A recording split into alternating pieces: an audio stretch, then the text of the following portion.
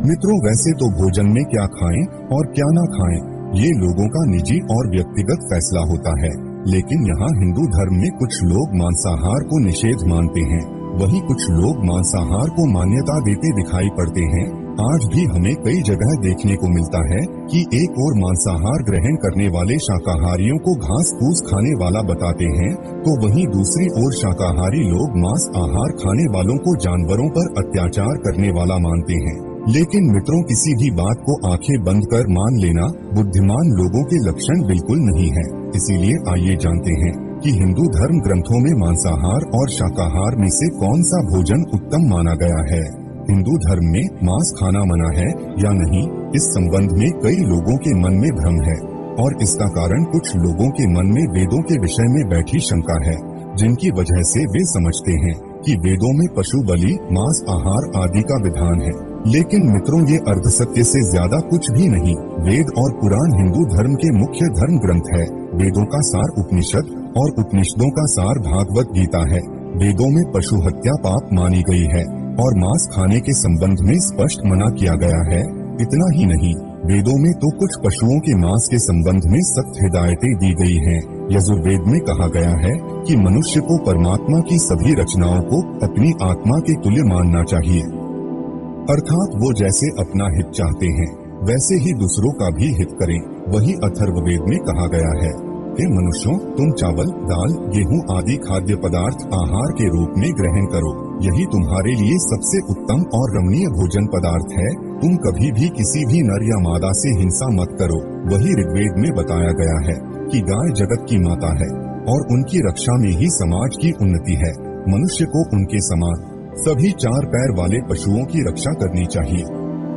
गीता में मांस खाने या नहीं खाने के उल्लेख की बजाय अन्न को 3 श्रेणियों में विभाजित किया गया है, सत्य, रज और तम। गीता के अनुसार अन्न से ही मन और विचार बनते हैं।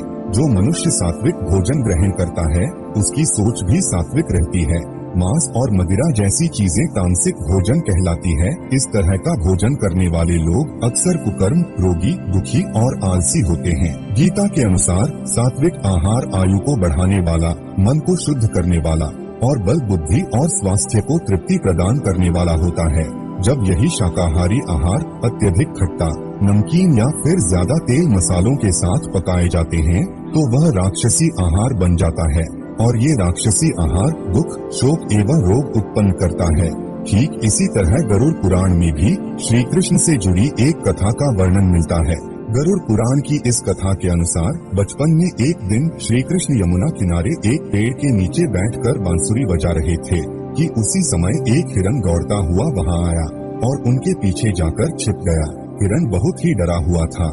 तब श्री कृष्ण ने उसके सिर को सहलाते हुए हिरन से पूछा, क्या बात है, तुम इतने क्यों डरे हुए हो? तभी एक शिकारी भी वहां आ पहुंचा और बोला, ये मेरा शिकार है, कृपा करके मुझे इसे दे दें। तब भगवान श्री कृष्ण बोले, हर जीवित प्राणी पर सबसे पहले उसका खुद का अधिकार होता है, न कि किसी और का। यह सुनकर शिकारी को क्रोध आ गया।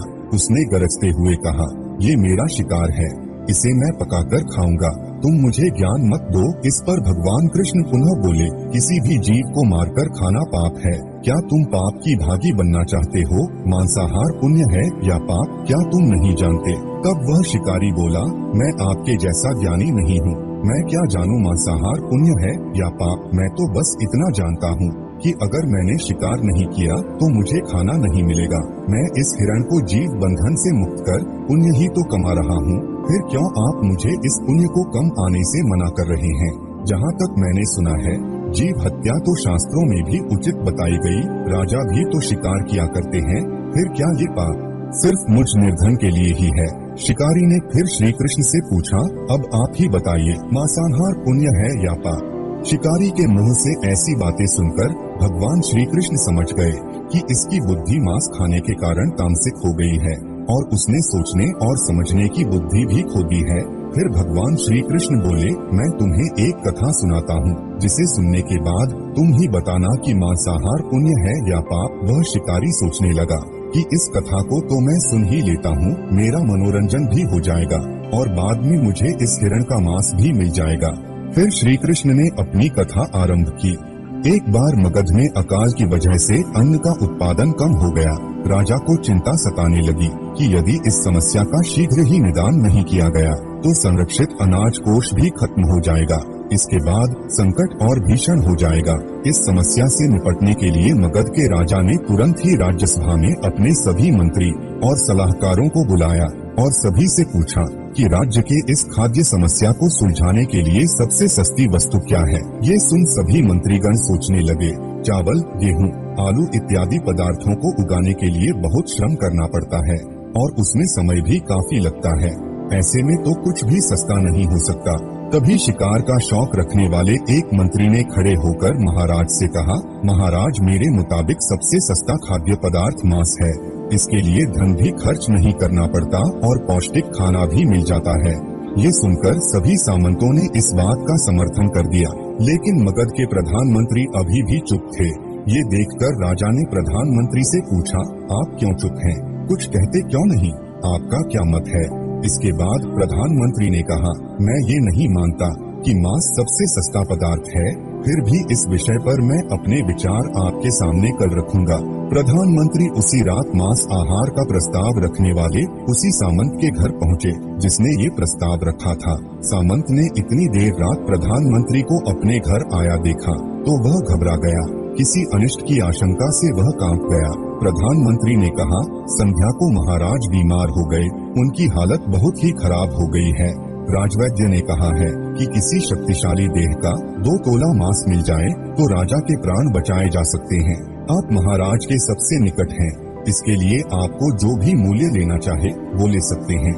आप कहे तो इस काम के लिए मैं आपको 1 लाख स्वर्ण मुद्राएं भी दे सकता हूँ। इसके अलावा एक बड़ी जागीर भी आपके नाम कर दी जाएगी। आप केवल हाँ कह दें, मैं कटार से आपके हृदय को चीरकर बस 2 तोला मांस निकाल लूंगा। यह सुनकर उस सामंत के चेहरे का रंग फीका पड़ गया। वे सोचने लगा कि जब जीवन ही नहीं रहेगा तो लाखों स्वर्ण मुद्राओं का मैं क्या करूंगा और बड़ी जागीर भी किस काम आएगी। वह झटपट अंदर भागा और अपनी तिजोरी से 1 लाख स्वर्ण मुद्राएं लेकर आ गया। मुद्राएं देकर उसने प्रधानमंत्री के पैर पकड़ लिए और गिड़गिड़ाते हुए बोला, महाशय, मैं आपकी 1 लाख स्वर्ण मुद्राओं में अपनी 1 लाख मुद्राएं और मिला देता हूँ। इस पैसे से आप किसी और के हृदय का मांस खरीद लें, किंतु मुझे जाने दें। मेरी आपसे विनती है कि ये बात किसी और को पता न चले। उसके बाद प्रधानमंत्री ने आगे कहा, सामंत जी, आप शरीर से बलिष्ठ है, आपकी कदकाठी भी महाराज से मिलती है, इसीलिए राजवैद्य ने खास तौर पर आप ही का नाम लिया है। आपके दान से हमारे राजा की जिंदगी बन सकती है। यदि आप मान ले तो मैं आपको प्रधानमंत्री का पद देने के लिए भी तैयार हूँ और खुद आपका कर्मचारी बनकर रहूंगा। खुद को फंसता हुआ देख सामंत ने अंग वस्त्र और जूते पहन लिए। फिर उसने प्रधानमंत्री से याचना की कि मैं इसके योग्य नहीं हूँ। जब प्राण ही नहीं रहेंगे तो मैं प्रधानमंत्री पद का या फिर राजा का सिंहासन भी मिल जाए तो मैं उसका क्या करूँगा? आप चाहे तो मेरा सब कुछ ले ले, परंतु मुझे छोड़ दें। इतना कहकर वे अपने घोड़े की ओर भागा और घोड़े पर छलांग लगाकर बैठ गया। वह अभी चलने को ही था कि प्रधानमंत्री ने घोड़े की रस्सी पकड़ी और सामंत से बोला, भागने की जरूरत नहीं है, आप आराम से घर पर ही रहो, मैं कहीं और जाकर प्रयास करता हूँ। ये कहकर प्रधानमंत्री वहाँ से चले गए। उसके बाद मुद्राएं लेकर प्रधानमंत्री बारी बारी से सभी सामंतों के घर पहुँचे और सभी से राजा के हृदय के लिए 2 तोला मांस मांगा, परंतु कोई भी राजी न हुआ। सबने अपने बचाव के लिए प्रधानमंत्री को 1 लाख से 5 लाख स्वर्ण मुद्राएं तक दी और इस प्रकार प्रधानमंत्री ने एक ही रात में 1 करोड़ स्वर्ण मुद्राएं जमा कर ली और सुबह होने से पहले ही अपने महल में पहुंच गया। अगली सुबह राज्यसभा में सभी सामंत समय से पहले ही पहुंच गए। सभी ये जानने को बेचैन थे कि राजा का स्वास्थ्य कैसा है, लेकिन कोई भी किसी को रात की बात नहीं बता रहा था। थोड़ी देर बाद राजा सभा में अपने चिर परिचित अंदाज में आए और सिंहासन पर आकर बैठ गए। सभी सामंतों ने देखा कि राजा तो कहीं से भी अस्वस्थ नहीं लग रहे, उन्हें तो कुछ हुआ ही नहीं था। प्रधानमंत्री ने उनसे झूठ बोला। हर सामंत के मन में यही विचार चल रहा था। तभी प्रधानमंत्री ने राजा के समक्ष 1 करोड़ स्वर्ण मुद्राएं रख दी। राजा ने पूछा, ये स्वर्ण मुद्राएं किसके लिए है और कहां से आई? तब प्रधानमंत्री ने जवाब दिया, हे महाराज, 2 तोले मांस के लिए इतनी धनराशि जुटाई है, लेकिन मांस ना मिला। अपनी जान बचाने के लिए सामंतों ने ये मुद्राएं दी है। अब आप ही बताइए कि मांस सस्ता है या महंगा। राजा को बात समझ आ गई। उन्होंने प्रजा से अतिरिक्त परिश्रम करने का निवेदन किया और राजकीय अनाज भंडार में से अनाज निकालकर श्रमिकों को दिया। राजा ने तुरंत ही पौष्टिक सब्जियों की खेती का आदेश दिया। सिंचाई की व्यवस्था को भी दुरुस्त करवाया गया। वो 1 करोड़ स्वर्ण मुद्राएं इसी कार्य के लिए और श्रमिकों के कल्याण के लिए खर्च की गई। साग सब्जी इतनी तेजी से उगी जिससे प्रजा का कल्याण भी हुआ और पौष्टिकता भी। कुछ समय बाद मौसम अनुकूल हुआ और खेत लहलहाने लगे और इस तरह राज्य का खाद्य संकट दूर हुआ। स्वयं परमात्मा से ये ज्ञान पाकर शिकारी परिपूर्ण हो गया और उसे ज्ञान की प्राप्ति हो गई। वह जान गया था कि महानता जीवन लेने में नहीं बल्कि जीवन देने में है। शिकारी ने भगवान के आगे हाथ जोड़े और वहाँ से चला गया। उसने कसम खाई कि वह अपने संपूर्ण जीवन में किसी को भी कभी चोट नहीं पहुँचाएगा। तो मित्रों, जीवन का यही मूल्य भगवान श्री कृष्ण हमें इस कथा के जरिए समझाना चाहते हैं कि हम ये न भूलें, जिस तरह हमें अपनी जान प्यारी है उसी तरह सभी जीवों को भी अपनी जान प्रिय होती है। तो दर्शकों, इस कथा को जानने के बाद अब ये आप पर निर्भर करता है कि आप कौन सा आहार ग्रहण करना चाहते हैं। परंतु विज्ञान भी इस बात को प्रमाणित कर चुका है कि हमारे शरीर के लिए मांस आहार की अपेक्षा शाकाहार भोजन ज्यादा फायदेमंद है।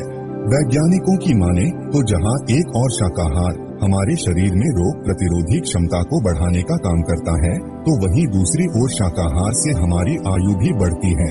लेकिन कुछ लोगों के मुताबिक कुछ धर्म ग्रंथों में मांसाहार को सही बताया गया है, परंतु ये सारे भ्रम उन ग्रंथों में वर्णित मंत्रों और श्लोकों के गलत अर्थ के प्रचार प्रसार और हिंदुओं में होने वाली पशुबलि के कारण फैले हुए हैं। जिन जीवों को मारकर आप खा रहे हैं उन्हें तो प्राण बचाने का अवसर भी नहीं मिलता। बर्बरता सिर्फ वही नहीं है जहाँ इंसान का रक्त बहता है, बर्बरता उसे भी कहा जाता है।